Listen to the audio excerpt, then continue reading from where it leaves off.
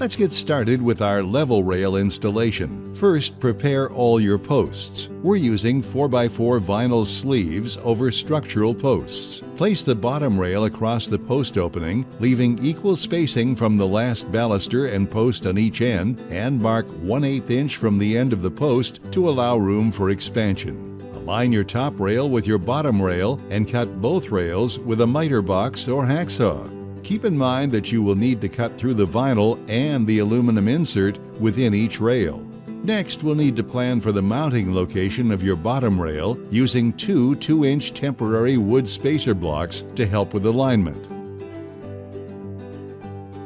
Place your brackets onto both ends of the bottom rail and slide the bottom rail in between your posts, resting it on top of your wood spacer blocks. Center one of the brackets onto its respective post and using a 1/8 inch drill bit, pre-drill the 4 outside corner screw holes through the bracket and into the post. Do this for both sides. Drive 4 number 10 by 1.5 inch screws through the bracket and into the post. Then repeat for the opposite bracket. Locate the 2 balusters with crimped lock tabs on their ends. Install these 2 balusters into the baluster holes closest to your posts. Then place all remaining balusters into your bottom rail.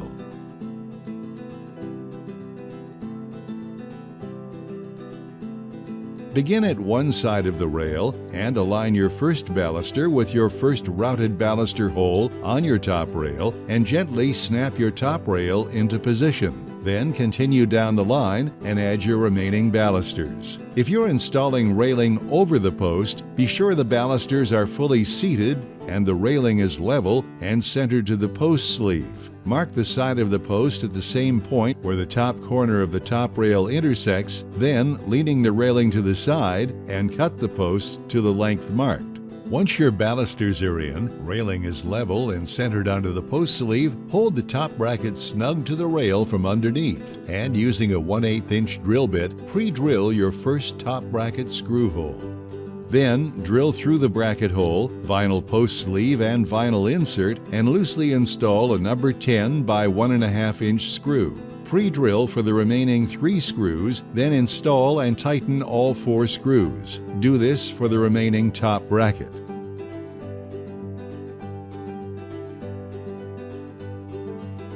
Next, for each installed side bracket, pre-drill in the center of each elongated hole with a 1/8 inch drill bit, then install number 10 by 1 inch screws into your pre-drilled holes. Do this for the remaining bracket.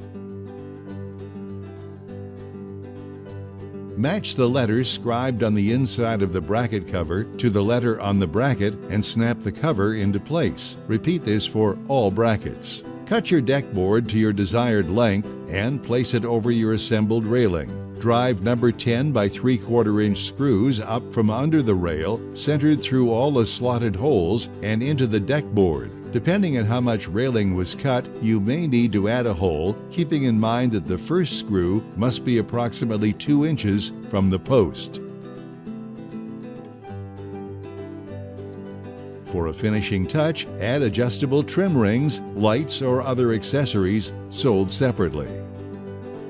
We've done a basic level rail application, so let's quickly tell you about installing Finyl line on an angle. There are 2 methods you can use to install your Finyl line decktop railing on an angle using pre-molded adapters for 22.5 degrees or 45 degrees or field-cut angle brackets. We're using the pre-molded adapters, but we'll briefly touch on the field-cut angle brackets later. To get started, using the posts that will have the adapters installed onto them, measure the distance between them using their inside corners. Subtract 3/4 of an inch from that distance to determine the length you will need to use to cut your top and bottom rails. If you're using 1-piece trim rings versus 4-piece adjustable, add them now.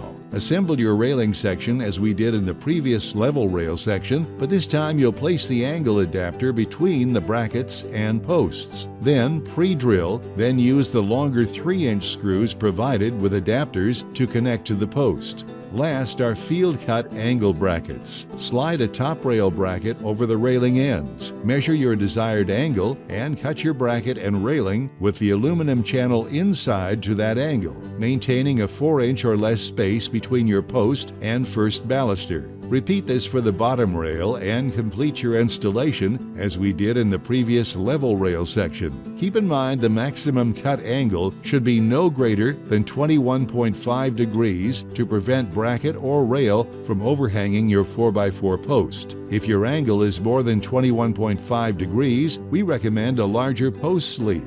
The deck board, if installed post to post, will extend beyond the width of the post. Let's get started with our stair installation. First, prepare all your posts. We're using 4x4 vinyl sleeves over structural posts. Temporarily secure a deck board 1 1/4 inches to your stair treads to determine the spacing between the nose of the stairs and your bottom rail. Locate the 2 balusters with crimped lock tabs on their ends. Install those 2 balusters into the baluster holes closest to your posts. Then place all remaining balusters into your bottom rail. Add your top rail. You might need a second person to help with this one. There are 2 methods that you can use to install your Finyl line T-top stair railing using pre-molded brackets or field-cut angle brackets. We're using the pre-molded brackets and will briefly touch on field-cut angle brackets later. To get started, clamp your assembled stair railing section adjacent to your mounted posts, leaving equal distances from the ends of both balusters. Trace the post onto both ends of your top and bottom rails. Make 4 marks, being sure to mark 1/8 of an inch shorter to allow for expansion. Remove your clamped stair kit from your posts. Cut along all 4 angled marks on your railing. Then place your brackets onto the rail ends and place the rail back into place. Make sure that the bracket is centered to the post. Using a 1/8 inch drill bit, pre-drill the first bottom bracket screw through the bracket hole in post using one of the 4 outside corner holes. Drive the first number 10 by 1.5 inch screw through the bottom brackets and into post. Repeat this for the remaining screws and second bottom bracket.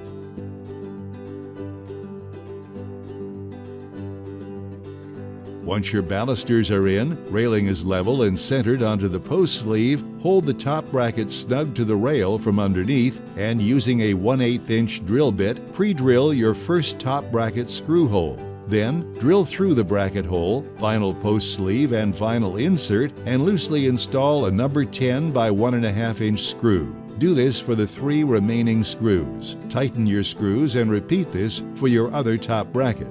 Next, for each installed side bracket, pre-drill into the center of each elongated hole with a 1/8 inch drill bit, then install number 10 by 1 inch screws into your pre-drilled holes. Repeat this for all brackets.